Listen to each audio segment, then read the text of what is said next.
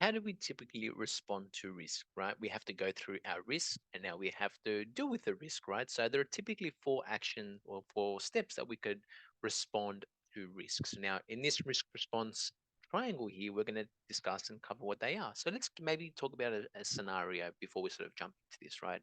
And in many organizations, we could have, or from my experience, that were significantly posed to this sort of risk, right? So the scenario could be something like, let's just say we've got an old server, and an old server is kind of, we've got a server here. If I just draw it out, and this could be a legacy server. Could be maybe a Windows 2003 server that's maybe sitting there. It's got some critical information or critical data. And then due to compliance and regulation needs, we've got to house that data, for maybe for 7 years. So we've got to house and keep that data on there for that period of time, right?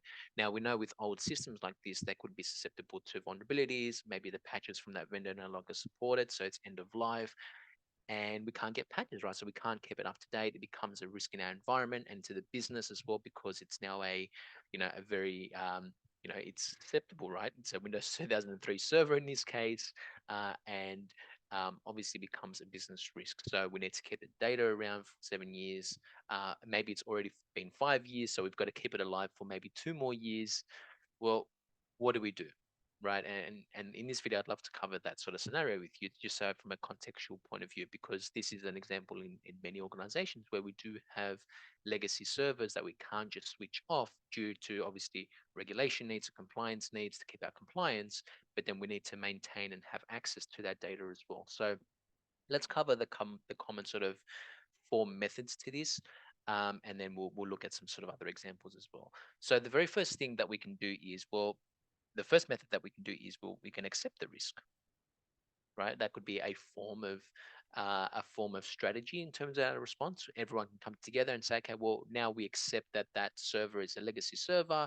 It can't be turned off for whatever reason. So we need to know and be careful that that risk is there. So we are going to be careful is the key word, and obviously be careful about accessing that data. So we have to live with it, and it's accepted in layman's terms, right? We have to accept that risk, and everyone comes together and say, look, we accept that the risk is there, and that's it, and we sort of live with it, which could be part of that process, right? It could be part of that risk response and how we respond to that specific risk.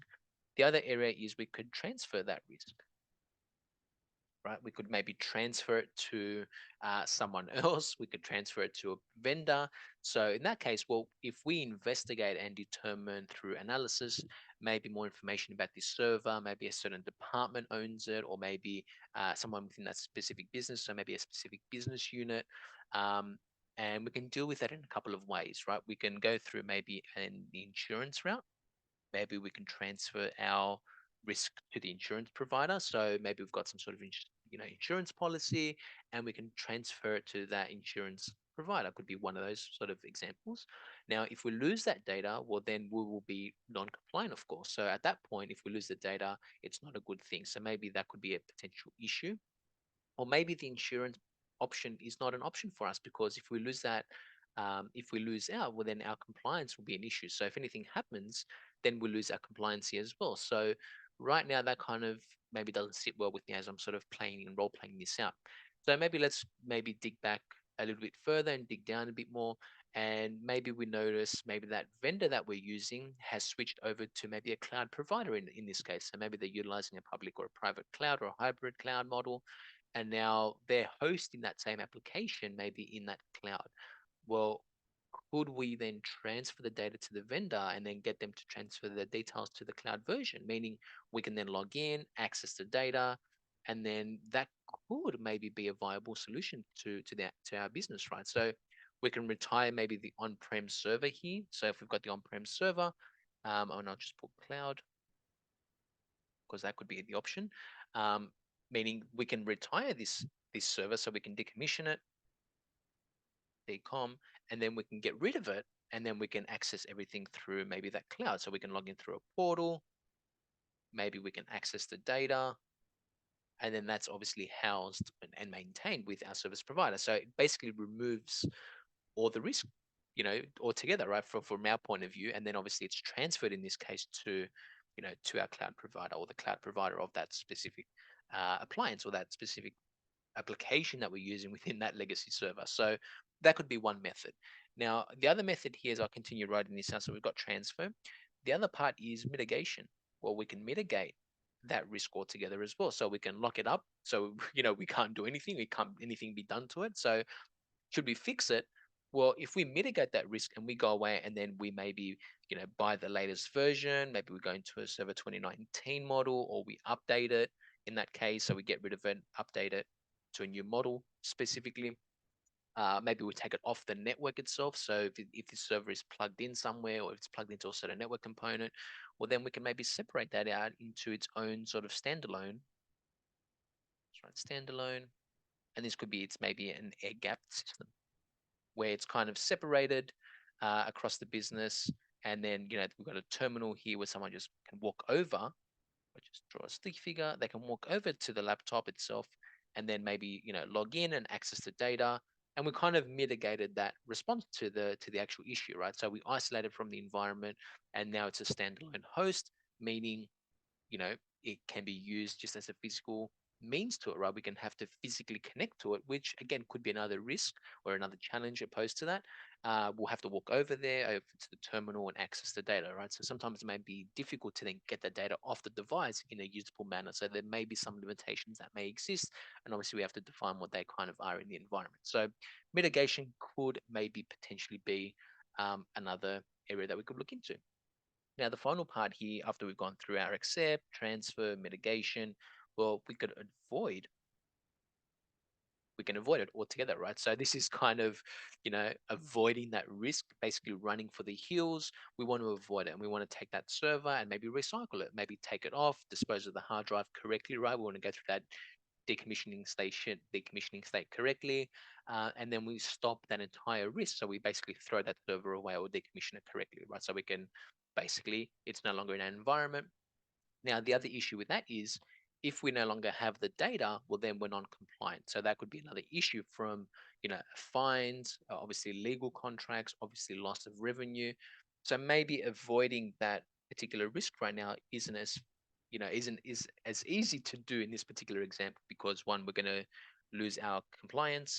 That's not a good thing. We want to make sure that the business remains and has its compliance at all stages. So that it's probably not a good option, our option right now.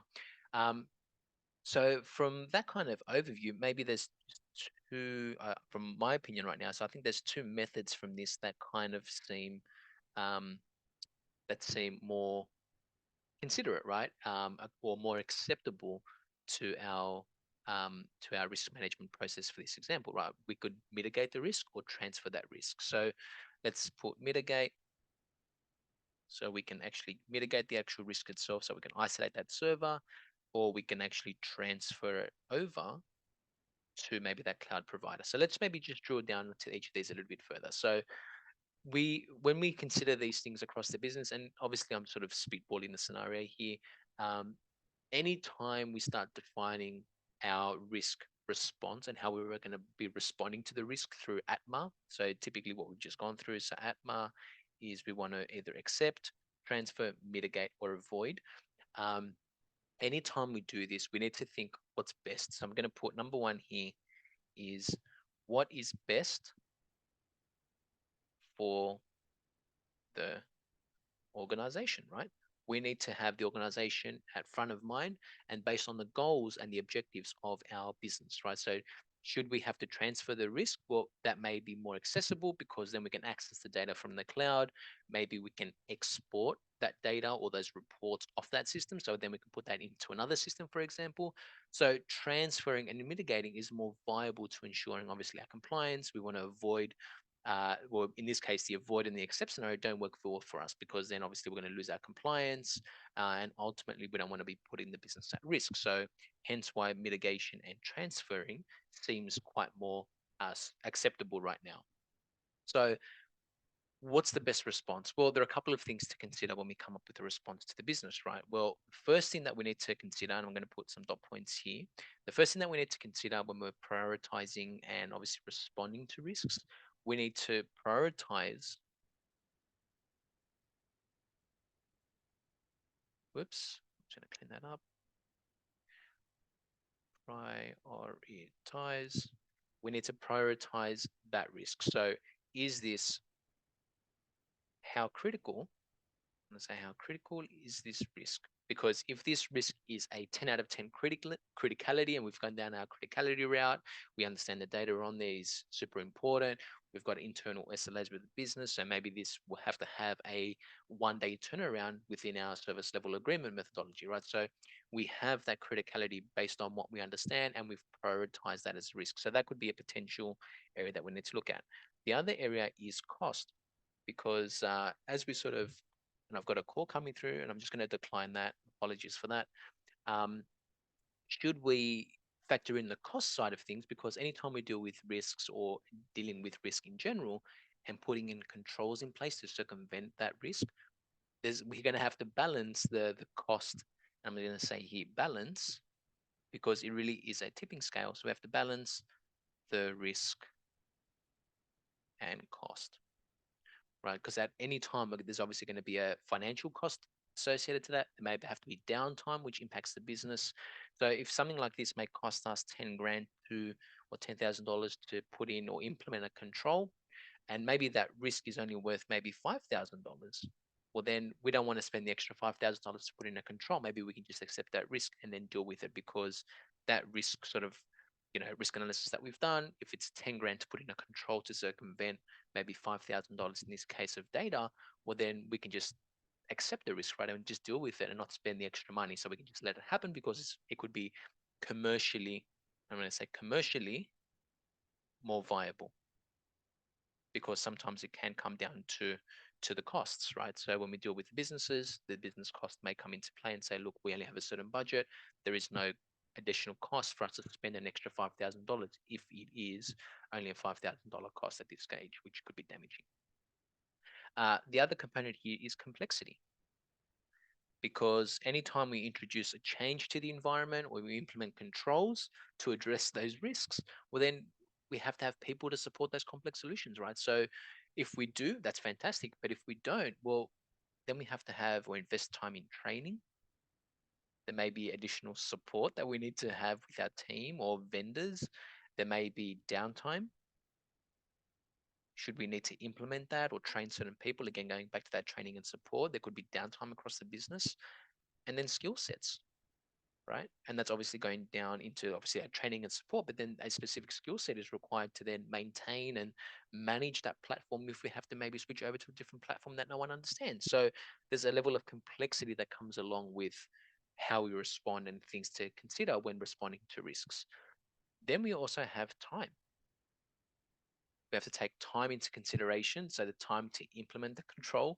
Now, if this is a 10 out of 10 critical risk, well, maybe we have, you know, and this maybe takes us 1 year to remediate or put in a plan to control that risk. Well, we can't leave that risk open for a 1 year. So we have to define what our criticality looks like and how quick we define and respond to that severity. So we have to put numbers and define them that everyone understands that a 10 out of 10 criticality could be maybe, less than 6 hours, and anything above 6 hours is our threshold, could be a business severity based on XYZ. So time is another factor that we have to consider. And another one that we sort of, as I'm sort of working through this, is history or historical. And this is something when we work on through risk assessments, historically, we define what a historical impact to the business has been. And this is kind of similar to the situation, right? So similar situations when we implement X, and maybe there may be some pros and cons. So how we basically take that certain risk, there's lessons learned from it. And then what did we take away based on what we did before with this? So it could be maybe across a 10-year period, we can look at that and say, well, how many times has this happened historically within the business, or the appetite of the business environment? Maybe it's changing a vendor, maybe it's a product suite, maybe it's in our budget. There's maybe a good success criteria that can help us, right? And then we can maybe implement that historical component or as a factor to then obviously mitigate or support our risk response to that. So again, the historical component, um, again, going back to that sort of scenario, if we've implemented a certain control and then we've defined what those pros and cons are. So I've gone pros and cons, and then maybe there's a new vendor. I'm just going to put new vendor here, because our option then could be maybe we can go to that new vendor, right? And then help get them to maybe help us uh, where we've done this before, and that was maybe historically based on our business that we've used a certain vendor in the past to help us mitigate this certain risk. So again, we could change that vendor. Maybe there's a different product suite that we can enable. It's in our budget that from a financial perspective it makes sense. And then there's obviously a good support criteria there, or a good success criteria to then help us switch over and respond to those risks. So there are probably 5 considerations to consider anytime we deal with risks. I hope you found this video useful, and as always, I will see you all in the next video. Thank you for watching.